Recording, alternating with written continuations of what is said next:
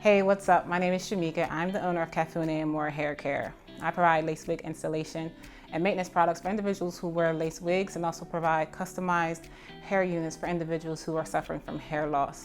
The way I got into this hair industry is actually my mother. I believe my mother planted my very first seed. She was going to school to become a licensed cosmetologist, and she would come home with these mannequins, and she would, cut and dye their hair. And when she was done, they would be just around the house. I fell in love with these mannequins. Anything that I could probably do, what I was allowed to do as a little, 8, 9-year-old child, I would do it to these mannequins, and that was my very first love when it comes to hair. So even when I was in that grade, in about 3rd grade or so, I remember a teacher asking, what do you want to be when you grow up? And I said, I want to be a hairdresser. And another kid was like, a hairdresser? A hairdresser doesn't make any money. And I just thought to myself, I want to make some money. I want to do all right. I want to, have a nice little life. So that other little child kind of like dampened my dream a little bit, where I kind of got not distracted, but just thinking to myself, felt that, that hairstylist doesn't make any money. So I went on through high school, still had a love for hair, still, do my hair. Anybody would let me touch their hair, I would do it for them. And because I was good in math, I thought, okay, so let me become an accountant. So I became an accountant because I thought that was just the next step after high school. And I went to college, and I realized the very first year that I became an accountant, I thought to myself, is this it? Like, I remember asking the person who was training me, is this what I'm supposed to do for the next 30 years? Is just go to work, come home, and like save up for my retirement? Like, is this life? And I didn't even realize that God was asking, like, that was really God, just me questioning my purpose. Why am I here? What am I here for? And coincidentally, during that time, I actually had a thin spot. When I was about 18, I noticed it, but nothing like, really extreme. And I was getting older, in my lower 20s. I remember my niece running by me at the table one day, and she's like, Aunt Mimi, you got a cut in your head. I'm like, cut in my head? And I'm going like this. And what she was saying was she got a cut in your head and that she saw my scalp. So my thinning of my hair became a lot wider.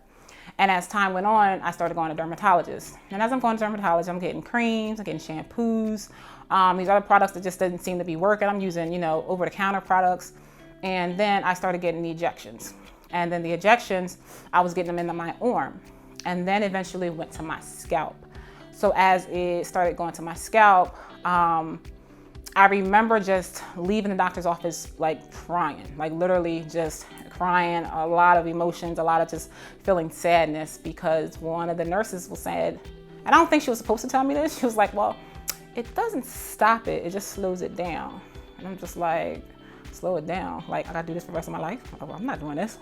So I thought to myself, I mean, I can laugh at it now, but it was not a laughing matter. I was just, it was just becoming depressing, because, my hair was my crown. I was always complimented on my hair. I had this thick, long, luscious hair when I was a kid, jumping rope, and, parents be talking about your kids like, oh, Shemika and her thick hair. So I felt as though something of my beauty was gone, like something I was losing that what made me beautiful, I no longer had, and questioned, my beauty, to be honest. But I also knew that space and that sort of negative energy and that sort of sadness, I didn't want to feel like that anymore. I was like, nah, I can't do this every day and just feel sad about this.